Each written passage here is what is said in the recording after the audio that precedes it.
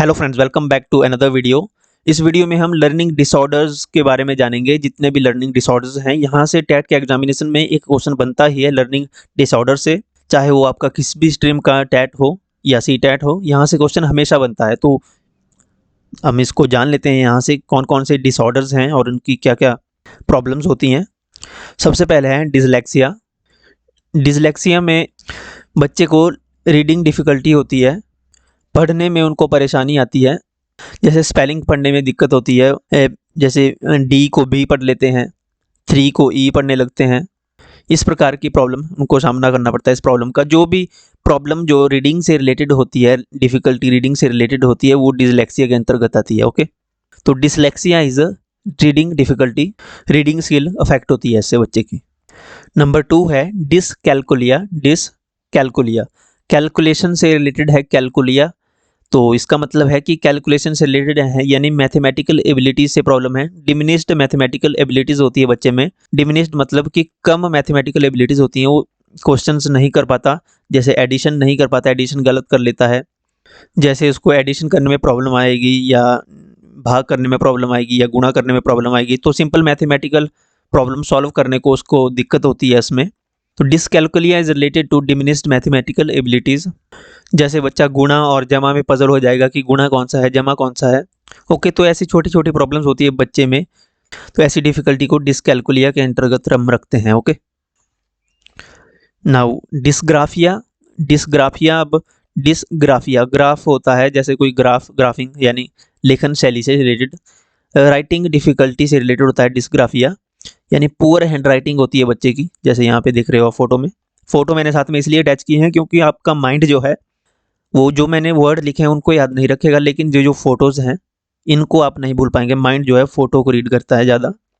तो आप, यानी कि इसमें बच्चे को क्या होता है कि जो वो बोलता है, ओरली बोलता है, वो उसको लिख नहीं पाता, राइट नहीं कर पाता ढंग से। यानी कि उसको बोलने में और लिखने में प्रॉब्लम होती है।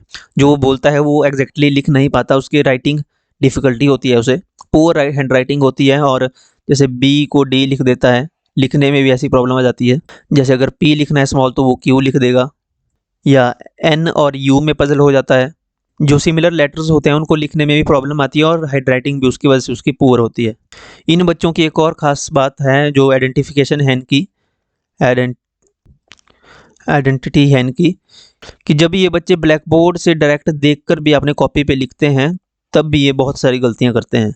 जैसे टीचर ब्लैक बोर्ड पे लिख रहा है और ये कॉपी पे नोट कर रहे हैं, तो ये ब्लैक बोर्ड से देखते टाइम भी ये काफ़ी मिस्टेक्स करेंगे। तो ये लक्षण है डिसग्राफिया के, राइटिंग डिफ़िकल्टी के। डिसग्राफिया ग्राफ से याद रखें कि राइटिंग से रिलेटेड है, ग्राफ से राइटिंग से रिलेटेड है। इसके बाद है डिसफासिया।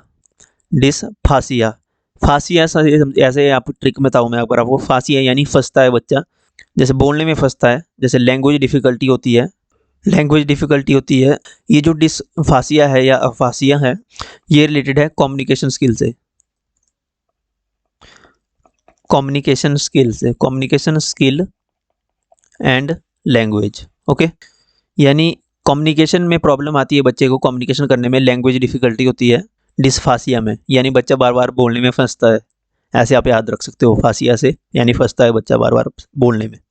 इसके बाद लास्ट है, जो लास्ट डिफ़िकल्टी है डिस्प्रैक्सिया। डिस्प्रैक्सिया याद रखें, डिस्प्रैक्सिया में क्या होता है, difficulty in coordination between mind and motor skill. यानी कि जैसे आप फोटो में देख रहे हो कि बच्चे को पता तो है कि लेसेस कैसे बांधते हैं शू के, लेकिन उसके कोऑर्डिनेट नहीं कर पा रहा है। उसके माइंड की नॉलेज को अपने हैंड के साथ, मोटर स्किल जो इसके हैंड से स्किल से ये बांधेगा, इसको कोऑर्डिनेशन नहीं बन पा रहा है इसका।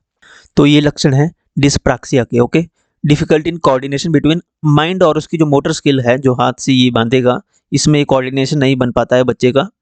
तो ये डिसऑर्डर होता है, या इसको डिफ़िकल्टी कह लीजिए, डिस्प्रैक्सिया। तो ये इंपॉर्टेंट डिफ़िकल्टी होती है बच्चे में आमतौर पर। एक तो डिस्प्रैक्सिया, शुरू से देखते हैं अगर क्विक रिवीजन करते हैं तो। पहला डिसलेक्सिया, पढ़ने से रिलेटेड, रीडिंग से रिलेटेड। नंबर 2 डिसकैलकुलिया, कैलकुलेशन से रिलेटेड, यानी कैलकुलेशन मैथमेटिक्स से रिलेटेड, मैथमेटिकल एबिलिटीज़ प्रॉब्लम होती है। डिमिनिश्ड, कम मैथमेटिकल प्रॉब्लम एबिलिटी होती है बच्चे में। पुअर मैथमेटिक जो कैलकुलेशन की स्पीड होती है, और सिंबल में पजल होता है बच्चा, गुणा जमा भाग, एडिशन में सिंपली। डिस्ग्राफिया में राइटिंग से रिलेटेड, लिखने से रिलेटेड, राइटिंग से रिलेटेड डिस्ग्राफिया में। डिस्फासिया में कम्युनिकेशन स्किल और लैंग्वेज डिफिकल्टी होती है बच्चे में, कम्युनिकेशन से स्किल से रिलेटेड डिस्फासिया। और लास्ट डिस्प्रैक्सिया, इसमें डिफिकल्टी होती है coordination between mind and motor skill. Okay, तो ये इंपॉर्टेंट है, यहाँ से क्वेश्चन जरूर आएगा। एंड डू सब्सक्राइब और वीडियो को लाइक कीजिए। And all the very best for your examination. And thank you so much. And share this video with your friends, क्योंकि ये लास्ट मोमेंट है, कल आपका एग्जामिनेशन है। Thank you.